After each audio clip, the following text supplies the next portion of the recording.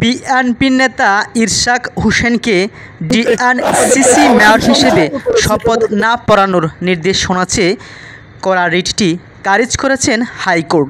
আজ বৃহস্পতিবার বিচারপতি মোহাম্মদ আকরাম হোসেন চৌধুরী, বিচারপতি দেবাশিস রায় চৌধুরীর হাইকোর্ট বেঞ্চ এই আদেশ দেন। ইশরাকের আইনজীবী ব্যারিস্টার এম.এ. মাহবুব উদ্দিন খোকন বলেন, এই আদেশের ফলে ইশরাক হোসেনকে শপথ পড়ানোর ক্ষেত্রে আর কোনো বাধা থাকল না। আদালতে রিট আন্দোলনকারীর পক্ষে শুনানি করেন জ্যেষ্ঠ আইনজীবী মোহাম্মদ হোসেন। ইশরাকের পক্ষে শুনানি করেন জ্যেষ্ঠ আইনজীবী এম.এ. মাহবুব উদ্দিন খোকন এবং আইনজীবী কায়সার কামাল। রাষ্ট্রপক্ষে ছিলেন deputy attorney general Mohammad Mahfuzur Rahman ও কান জিয়াউর রহমান।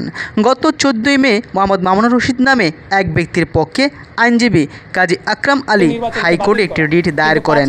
রিটে ইশরাককে মেয়র ঘোষণা করে দেওয়ার রায় স্থগিতের পাশাপাশি তাকে মেয়র পদে শপথ না পড়ানোর নির্দেশনা চাওয়া হয়।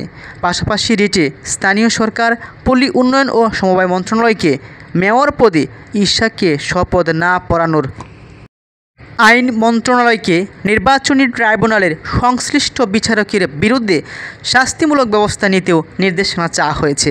জানা গেছে 2020 সালে 1 ফেব্রুয়ারি ঢাকা দক্ষিণ সিটির নির্বাচন হয়। ওই নির্বাচনে আওয়ামী লীগের শেখ ফজলে নূর তাপসকে মেয়র ঘোষণা করা হয়। গেল 27 মার্চ ফজলে নূর তাপসকে বিজয়ী ঘোষণার ফল বাতিল করে ইশরাককে মেয়র ঘোষণা করেন ঢাকার প্রথম যুগ্ম জেলা জজ এবং নির্বাচনী ট্রাইব্যুনাল। রায়ের কপি পাওয়ার পর গত 22 এপ্রিল গেজেট প্রকাশের বিষয়ে আইন মন্ত্রণালয়ের পরামর্শ চায় নির্বাচন কমিশন, কিন্তু পরামর্শ পাওয়ার আগেই 27 এপ্রিল ইশরাককে মেয়র ঘোষণা করে গেজেট প্রকাশ করেন ইসি।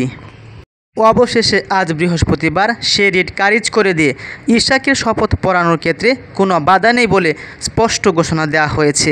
তাছাড়াও ইশরাক হোসেনের সমর্থকরা এবং সিটি কর্পোরেশনের সাধারণ মানুষ তারা ইশরাকের পক্ষ নিয়ে টানা 3 দিন যাবৎ রোদ বৃষ্টিতে ভিজে সেখানে অবস্থান কর্মসূচি পালন করেছিলেন। সকলের দাবি ছিল ইশরাক হোসেনকে মেয়র হিসেবে যেন খুব দ্রুতই শপথ পড়ানো হয়।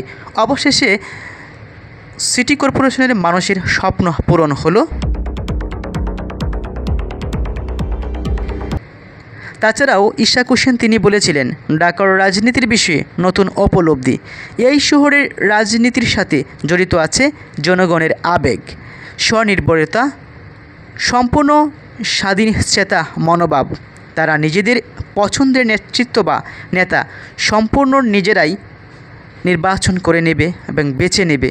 অবশেষে সেই সিটি কর্পোরেশনের মানুষের স্বপ্ন পূরণ হলো।